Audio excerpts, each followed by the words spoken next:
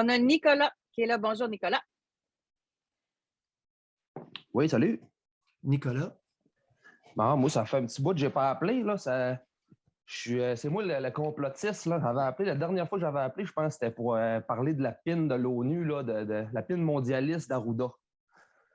Là, je vais revenir un peu sur toutes ces affaires-là. OK? Là, comme vous avez parlé dans les dernières semaines, au Québec, avec le gouvernement de la CAQ, ils sont tout contents d'avoir passé la loi 21. Hein? On a sorti la religion de la place publique. Mais là, ce que moi, je vois, en tout cas, puis ce que je pense que je suis pas mal dessus, là, c'est ils sont en train de remplacer la religion par la science. La science est devenue la nouvelle religion qu'on ne peut pas questionner.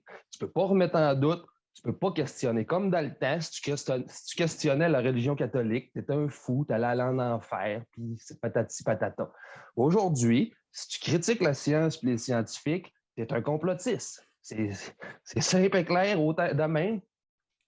Puis que dans le temps, la religion, un autre parallèle que je fais, un autre comparatif, c'est que dans le temps, la religion te disait fais des enfants, fais 8 enfants, 10 enfants, 12 enfants. Là, aujourd'hui, ce qui va s'en venir, ça va être la science va dire au monde faites pas trop d'enfants. C'est pas bon pour l'environnement, c'est pas bon pour la planète. Il ne faut pas faire 1, 2 enfants, il ne faut pas trop en faire. Il faut avoir une conscience environnementale.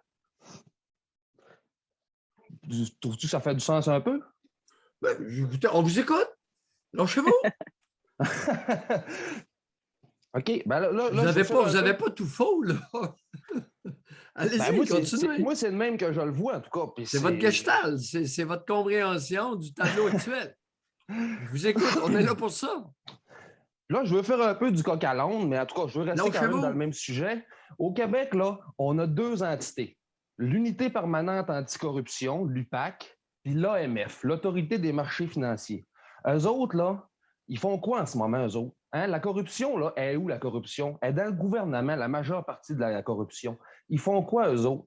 On a une loi au Québec qui a été passée avec la commission Charbonneau qui fait que toutes les compagnies qui ont des passés criminels ne peuvent pas faire affaire avec le gouvernement. Ils ne peuvent pas. Ils font quoi, l'UPAC? Ils font quoi, l'AMF? Là, hein? Toutes les compagnies pharmaceutiques, là, ils ont toutes des historiques, des passés criminels. Ils ont été reconnus coupables. Ils ont payé des milliards de dollars. Non, attendez un peu. Ce n'est pas parce que vous êtes reconnu coupable d'un geste dans une poursuite au civil que vous avez eu un comportement criminel. Faites attention. Oui, mais là. La plupart des compagnies, c'était des poursuites criminelles et civiles. C'est les deux. C'est pas juste des poursuites au civil. Ouais. Qui ont été reconnus coupables. Après ça, il y a... quel genre de crime? Évasion fiscale? Non. C'est des accusations. J'ai des exemples. J'ai sorti quelques exemples. Là. Écoute, je pourrais en parler pendant 3 jours. Mais là, j'en ai quelques-unes. Ouais. En novembre 2013, Johnson & Johnson a payé 2,2 milliards pour régler une enquête civile et criminelle pour le Risperdal, pour avoir fait cacher des ingrédients qui étaient dans la liste, qui n'étaient pas approuvés, puis pour avoir fait la promotion illégale du médicament. Après ça, en avril 2010... C'est bizarre, je ne suis pas au courant de ça. Je prescris du Risperdal régulièrement, puis je n'ai jamais entendu parler de ça. Okay, en novembre 2013, c'est sur le site du département de la justice américaine que j'ai trouvé, ma source que j'ai trouvé ça. C'est officiel. Puis qu'est-ce qu'il y avait? C'était quoi le problème avec le Risperdal? Ah, ben écoute, là, j'ai pas tout lu au complet, j'ai juste noté en gros. Vous le relirez puis vous nous rappellerez. Parce que ça m'intéresse, ça. Écoute, je prescris encore du vieux Risperdal qui a été mis sur le marché quoi, à la fin des années 60, 68, 69? Risperdal? 70? Ah, ça, je ne sais pas. Oui, c'est un très bon antipsychotique, soit dit en passant. Un autre des scandales de Johnson & Johnson qui est récent, c'est la poudre à bébé, qui avait c'était l'asbestos, je pense, qu'il avait mis dedans, qui avait caché un produit cancérigène, qu'ils ont mis sur le marché, qui ont caché. Ah oui? Il y avait de l'amiante dans la poudre à fesses? Je ne suis pas sûr à 100%, mais il me semble que c'était ça. Là. Je sais qu'il y avait un produit allez vous renseigner, puis comme il faut, mais vous nous le direz. Vous nous le direz parce que ce sont des points qui nous intéressent beaucoup. Ah, effectivement. Alors, vous allez être notre journaliste d'enquête, là. Parfait. C'est des vrais faits, là. Tu sais, on le retrouve sur Internet, là, c'est facilement trouvable. Allez sur Google puis marquez Johnson & Johnson scandale, AstraZeneca scandale, Pfizer scandale. Oui, mais ce n'est pas nécessairement des scandales criminels. Ah, ben écoute, la plupart, je dirais que oui. Un autre après ça. En avril 2010, AstraZeneca a payé 520 millions pour avoir caché certains ingrédients encore non approuvés dans le Seroquel. Ah, voyez-vous, je n'étais pas au courant de ça non plus. Seroquel, c'est un produit que j'utilise beaucoup. Oui, bien ça, là, c'est un des problèmes, c'est parce que les médias sont achetés Maintenant, par les compagnies pharmaceutiques. Oui, Ils attendez n'en un parlent peu. pas. Oui, mais attendez un petit peu, là. Alors, est-ce que ces ingrédients-là, votre connaissance, ont été retirés ou s'ils ont été admis, Ah, ça, par exemple, je n'ai pas dévoilés? l'information. Oui, vous savez, il y a des nuances, là. Parce que les Américains aiment beaucoup se poursuivre pour toutes sortes de raisons, là. Oui. Mais ça reste quand même qu'ils ont un historique criminel. Ils ont été reconnus coupables, ils ont payé. En Non, ce n'est pas 2009, parce qu'ils ont payé qu'ils ont été criminels. C'est ça que j'essaie de vous dire. Faites non, attention. ben, si l'accusation est criminelle puis qu'ils payent, ils avouent avoir Et commis ça des actes dépend. criminels. Dans le procès, aux États-Unis, dans le processus d'accusation, dans les offenses supposément criminelles, il peut y avoir des règlements financiers qui mettent fin aux accusations qui ne seront jamais prouvées parce qu'il y a eu une entente. Alors, Ouais. écoutez, c'est pas tout à fait notre même système de justice qu'au Canada, là. Nous autres, c'est beaucoup plus clair. Oui, ça, c'est sûr. Oui. Vous le savez, ça, vous êtes au courant de ça? Oui. Oui, OK. Mais moi, en tout cas, dans les documents que j'ai vus, ça disait qu'il avait plaidé coupable à des accusations criminelles et accepté de payer. Oui. Après ça, en 2009, Pfizer a payé 2,3 milliards pour la même chose, avoir caché des produits, avoir fait une promotion illégale de des affaires qui étaient non approuvées pour le Bextra. Ça, j'ai aucune idée c'est quoi ce médicament-là. Non, moi non plus, je ne connais pas. Après ça, juillet 2013, GlaxoSmithKline plaide coupable à des charges criminelles et accepte de payer 3 milliards pour avoir fait la promotion illégale de médicaments de prescription, le Paxil, le Wellbutrin, Advair, puis avoir soudoyé des médecins pour prescrire ces médicaments-là en plus. Ouais. Tu sais, là, ça, c'est Ça, toutes des compagnies... je connais bien Paxil, Wellbutrin. Boy. Alors là, il y a des manquements à l'éthique. Il y a des médecins qui se sont laissés un peu engraisser. Aïe, aïe, aïe, aïe. Mais là, écoutez, là. Bon. C'est pour ça que je vous dis, apprendre avec un grain de sel, toutes ces histoires-là.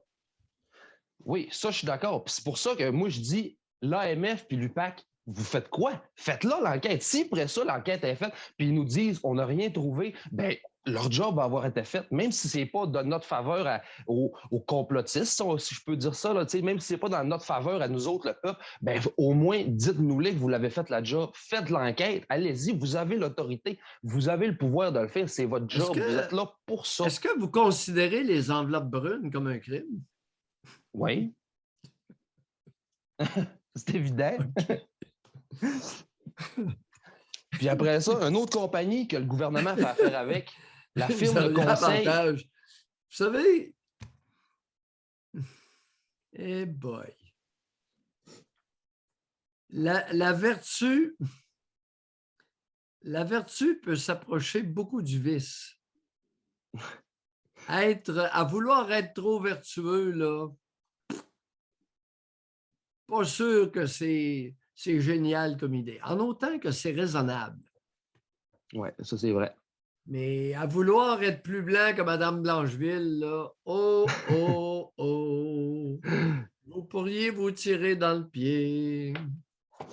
Parce que, tu sais, l'UPAC, quand il y a des petites compagnies là, sur un coin de rue qui commettent une fraude fiscale, qui paye, là, ils sont tout cons, là, ils débarquent, ils amènent les chars, les Kodak, les journalistes sont là, puis on a fait notre travail. Quand c'est des dossiers qui sont importants même, puis qui touchent la santé de la population, c'est global, là. C'est tout le monde qui est touché par le vaccin parce qu'ils sont en train de l'obliger. Monsieur Nicolas, regardez, je vous donne un exemple concret qui est de connaissance publique. Philippe Couillard, neurochirurgien, c'est un médecin, neurochirurgien, a été premier ministre du Québec. Bon, je crois que c'est lui-même qui a avoué avoir envoyé de l'argent dans les îles Jersey. C'est des îles qui sont situées dans la Manche, entre l'Angleterre et la France. Oui. C'est de l'évasion fiscale. C'est pas illégal. Non, parce qu'il a utilisé des failles dans le système de justice que eux autres Nicolas, ont fait pour eux autres. Il y a des choses qui ne sont pas nécessairement criminelles, mais qui sont vachement immorales. Tu sais, de ne pas savoir la différence entre un abri fiscal et une évasion fiscale, on se tire dans le pied un calvaire. Moi, il y a du monde qui m'a engueulé. L'enveloppe brune, là. Moi, je ne banaliserais pas ça. Oui, mais ça dépend. La firme de conseil McKinsey, OK, là, le gouvernement du Québec leur donne des contrats sans appel d'offres. Sans appel d'offres. Ils ont donné un contrat d'1,7 million pour le plan de déconfinement du dernier confinement qu'ils ont fait. Quand est-ce? Sans appel. Je ne peux pas dire quel mois, mais c'est en 2020. Oui, Nicolas, le gouvernement actuel fonctionne par décret. Oui, ça, c'est un autre. Alors, il n'y a plus d'appel d'offres. Dans une période de mesures de guerre, de mesures d'urgence, il n'y a plus d'appel d'offres, n'est-ce pas? Oui, encore là, c'est là que moi je dis que le processus par décret, tant qu'à moi, c'est trop. Là. On n'est plus là. Ça n'a plus sa raison d'être. Attendez. Il y en a plusieurs qui pensent que ça a encore sa raison d'être. Ce n'est pas parce que vous pensez quelque chose que la majorité ça, je suis un pourcentage significatif je suis tout le temps le mouton noir de tout quand je me stime de tous les sujets avec tout le monde. Je suis tout le temps le seul dans mon champ. Un peu comme toi quand tu parles de tes sujets. Je suis tout le temps tout seul dans mon bord. Puis j'écoute le monde qui demande le passeport vaccinal dans les épiceries puis de partout. Ça s'en vient, là. C'est le monde le demande tellement qu'ils sont écœurés. C'est ça qu'ils veulent. Fait que, tu sais, je suis d'accord que... Oui. À la prochaine. Merci. Salut. Bye. Il y en a plusieurs comme lui. Il n'est pas seul. Qui se renseigne puis qui développe une compréhension, une vision personnelle. Vous savez, à trop vouloir être pur, vous pouvez vous ramasser avec un drôle de système. La vertu trop recherchée a conduit dans l'histoire de l'humanité à des hérésies, à des organisations. Le système communiste, l'URSS, n'est-il pas le meilleur exemple d'une recherche de pureté angélique? Gorbatchev a crissé ça dehors avec le pied dans le derrière, ce système-là. Un flop monumental. Pourtant, l'idéologie communiste était d'une pureté bienveillante. C'est beau! Ça n'a pas marché. Ah, ça ne savait pas. Ça ne savait pas que ça ne marcherait pas.